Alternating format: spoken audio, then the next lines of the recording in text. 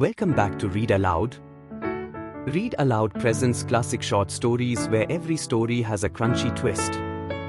Today's story, The Last Room. The protagonist, Mia, a literature major, loved researching local folklore. When her professor assigned a project on urban legends, Mia knew she had to explore the mystery of the last room. Armed with her camera, recorder, and notebook, she convinced her two friends, Jay and Lily, to join her on an adventure. The trio entered Asbury Dormitory on a cold, moonless night. The building's air felt heavy, as if the walls themselves held secrets. Dust-covered furniture and cobwebbed chandeliers loomed like ghosts in the darkness.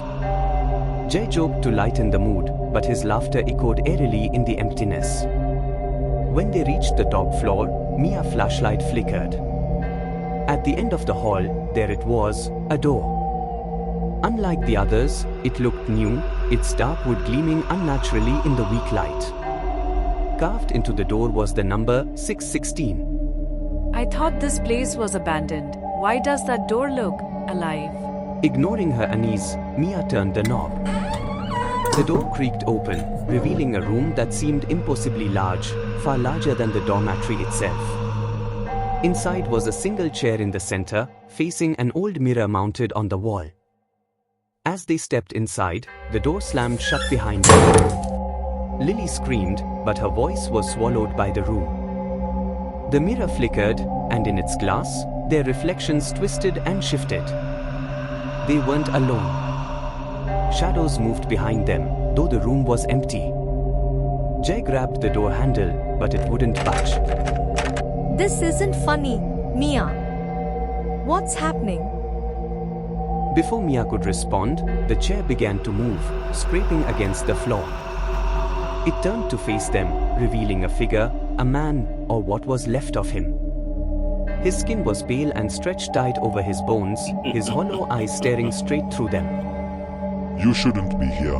No one leaves the last room. We are sorry.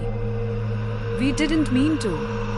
You've opened the door. Now you belong to it. Who are you? Why are you here? The man didn't answer. Instead, the shadows in the mirror grew darker, forming shapes, people. Their faces were hollow, their mouths open in silent screams. Suddenly, the mirror cracked, and a deafening roar filled the room. The walls began to shift, the space around them collapsing inward. Jay disappeared first, pulled into the mirror by unseen hands. His screams faded as if he'd been swallowed by the glass. We have to get out of here. Mia spotted an old key on the chair. With trembling hands, she grabbed it and jammed it into the door's lock. The moment the key turned, the mirror shattered, and the room went silent. Mia woke up alone in the hallway. The door to the last room was gone, replaced by a blank wall. She called out for her friends, but the building was empty. When she reported the incident, no one believed her. The authorities dismissed it as a prank gone wrong, but Mia knew the truth. Jay and Lily were gone, and Asbury Dormitory still held its dark secret.